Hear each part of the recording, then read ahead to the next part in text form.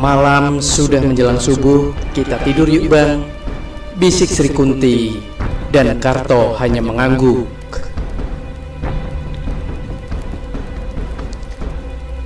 Keduanya segera memejamkan mata, karena tubuh mereka sudah letih, sebentar saja mereka sudah lelap tertidur pulas. Dan mereka melewatkan waktu yang sangat panjang dalam tidur itu.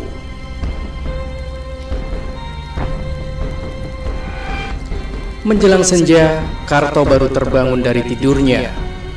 Lampu di dalam rumah sudah menyala semuanya.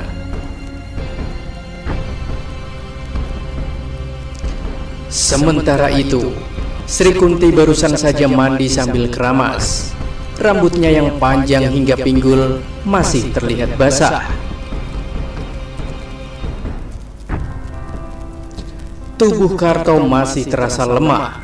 Seluruh sendi-sendi tulangnya terasa mau copot semua.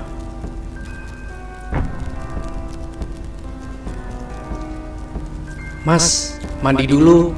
Aku sudah siapkan air hangat dan handuk dalam kamar mandi, perintah Sri Kunti.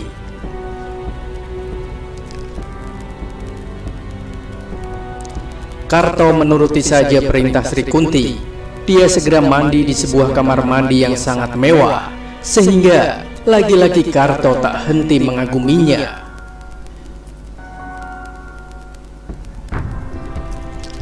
Dia pun merasa seperti mendapat durian runtuh, tinggal di rumah mewah dengan istri yang cantiknya selangit.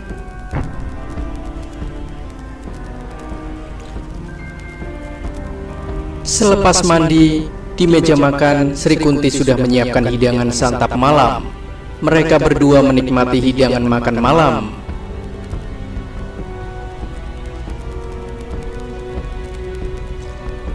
Setelah selesai santap malam, Sri Kunti mengajak Karto ke taman belakang rumah. Mereka berdua bercengkrama sambil bermain ayunan.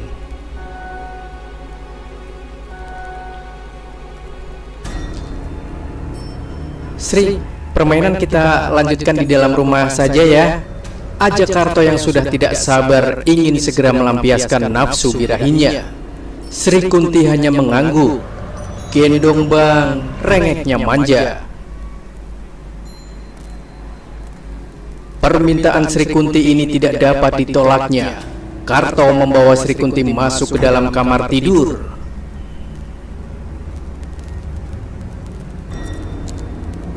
Kain spray sudah diganti dengan yang baru. Tubuh perempuan yang digendongnya dia baringkan di atas kasur empuk.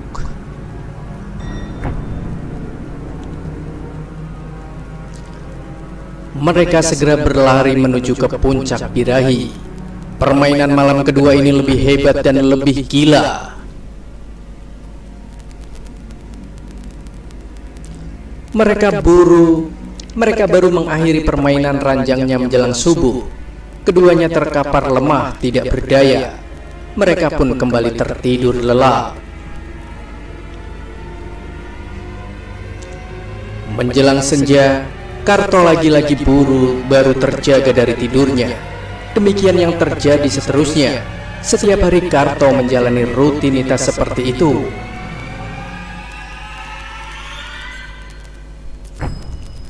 Bercinta sampai larut, tertidur pulas, dan baru terjaga ketika hari telah senja. Karto sama sekali tidak pernah mengetahui kehidupan di siang hari.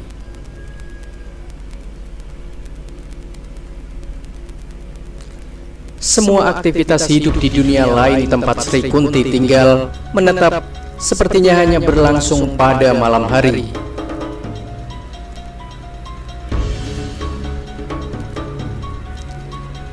Kampung tempat Karto kini tinggal sepertinya hanya muncul menjelang senja hingga subuh. Siang hari kampung itu tidak pernah ada.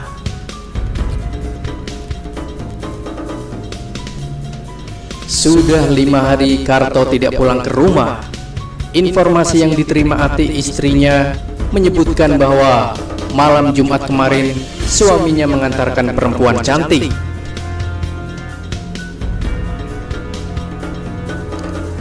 Setelah mengantarkan perempuan itu, Karto tidak pernah pulang ke rumah.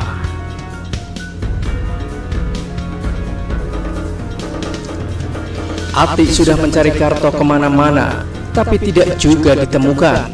Bahkan Karto, karena takut terjadi sesuatu pada diri suaminya, Atik bahkan sudah melaporkan kasus hilangnya Karto pada polisi. Beragam prediksi muncul akibat menghilangnya Karto. Ada yang berpendapat barangkali perempuan yang diantarkan Karto itu adalah anggota sindikat perampok.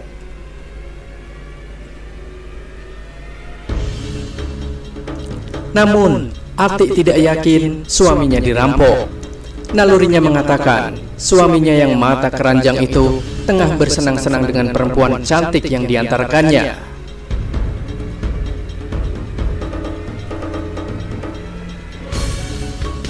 Apalagi beberapa tahun lalu, Karto pernah sampai 3 hari tidak pulang ke rumah setelah mengantarkan sewa seorang perempuan cantik. Ternyata Karto tinggal serumah bersama perempuan itu.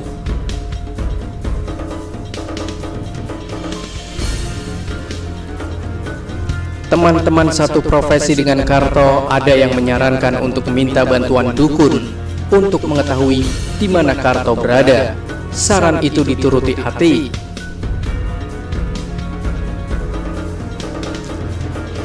Dengan diantar adiknya, Atik mendatangi rumah Mbah Katijo, dukun kampung yang tidak diragukan lagi kemampuannya.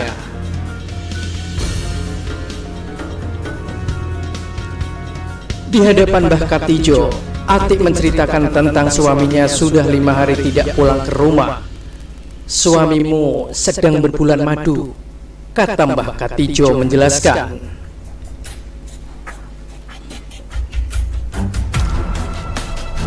Dengan siapa dia menikah, Mbah? Tanya Atik sambil menahan geram. Dalam hati, dia mengumpat habis-habisan suaminya. Padahal dulu Karto sudah bersumpah tidak lagi berselingkuh. Kini dia ulangi lagi.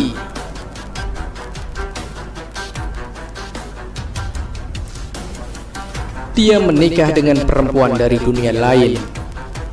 Siapa perempuan itu, Mbah? Atik menjadi penasaran. Dia sebangsa kuntilanak. Mendengar Mbah Katijo menyebut nama kuntilanak, bulu roma Atik merinding. Apakah suamiku masih bisa pulang, Mbah? Tanyanya sambil menahan tangis.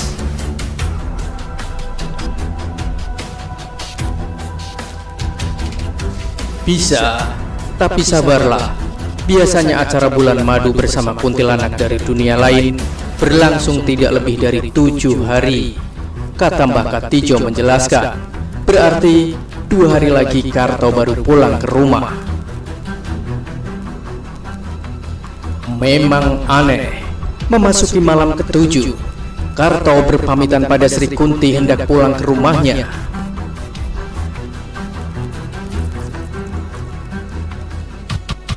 Entah bagaimana, tiba-tiba Karto merasakan kerinduan teramat berat pada keluarganya, pada Atik, istrinya, juga pada Dimas, anaknya yang baru berusia 5 tahun.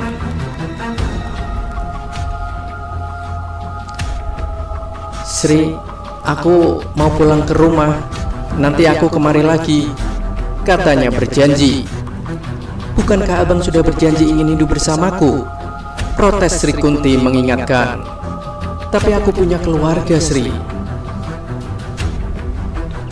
Sri Kunti diam beberapa saat lamanya. Lalu dengan tenang dia berkata, "Pulanglah, Bang. Keluarga abang di rumah pasti menanti abang pulang." Sri Kunti melepas kepergian Karto dengan linangan air mata. Dia mengantarkannya hingga ke depan pekarangan rumahnya.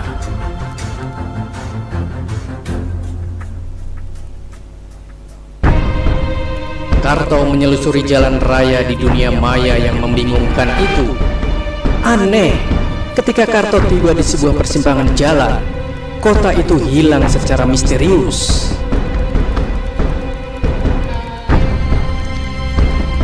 becak bermotornya yang dikemudikan mendadak mati mesinnya. Setelah diperiksa, bensinnya habis. Malam sudah menunjukkan pukul 2 dini hari. Suasana di sekitar begitu sepi. Di sebelah kiri jalan, Karto melihat hamparan kuburan umum.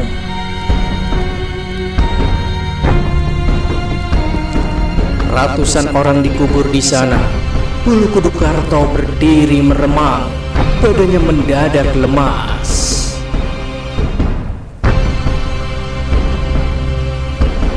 Perkampungan warga sekitar 1 kilometer lagi.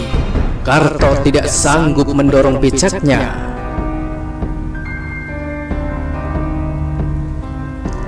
Tubuhnya sangat lemah, seluruh sendi-sendi ototnya rasanya copot.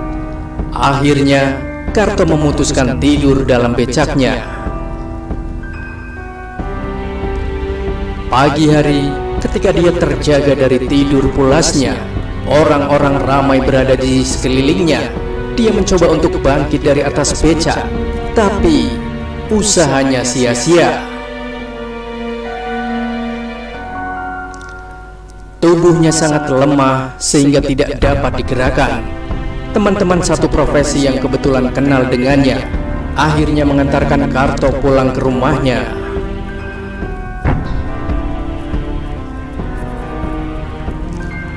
Mengetahui berita Karto pulang, warga di sekitar tempat tinggalnya berbondong-bondong keluar dari rumah. Dalam tempo sekejap, rumah Karto ramai seperti ada pertunjukan dangdut.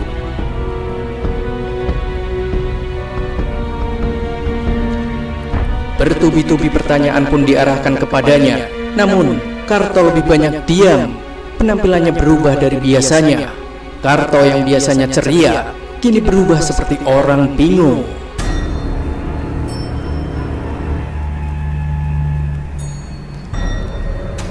Hari berikutnya, Mbah Katijo menemui Karto. Semua yang diceritakan dukun kampung ini dibenarkan Karto. Atik menjadi emosi mendengarnya dan api cemburunya tidak dapat dipadamkan. Dia tidak sudi lagi menerima Karto sebab sudah bersebadan dengan makhluk halus.